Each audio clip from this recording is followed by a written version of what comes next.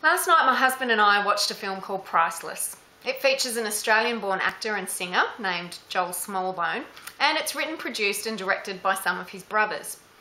It is a moving film based on true events. It deals with the issue of human trafficking. I find it incredibly difficult but so important to watch such movies and read such stories.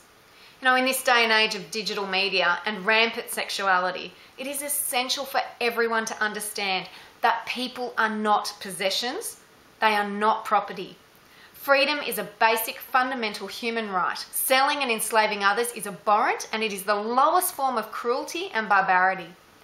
Now, many of you who follow me are appalled by the Islamic practice of child abuse through underage marriage. It is vile and offensive and must be condemned. And so must human trafficking. It's impossible to have an accurate figure, but it is estimated that there is well in excess of 20 million people worldwide who are victims of this despicable practice. Now, it happens in all countries, regardless of ethnicity or religion.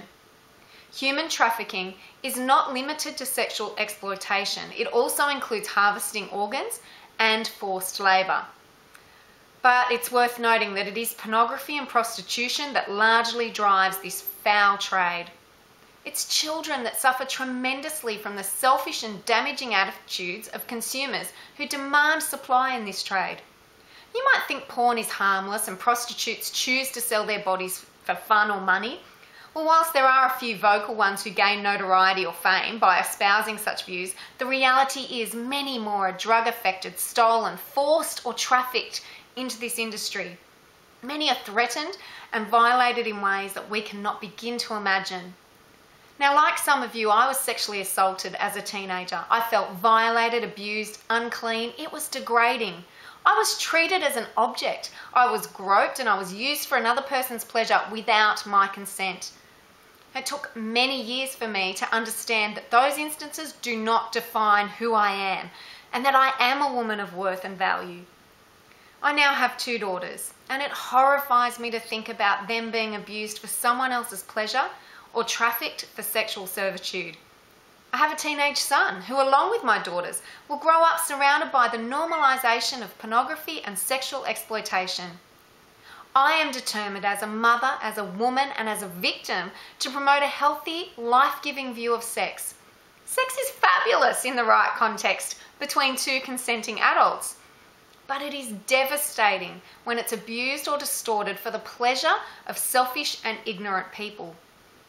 Every man, woman and child is priceless. No one deserves to be treated as a possession. No human being should ever be regarded as property. We all have a choice. We can respect each other's freedom and bestow dignity and worth on each other, or we can act for our own selfish gain and abuse the freedom of another person. Even being a spectator makes you complicit. I drew a line in the sand a long time ago.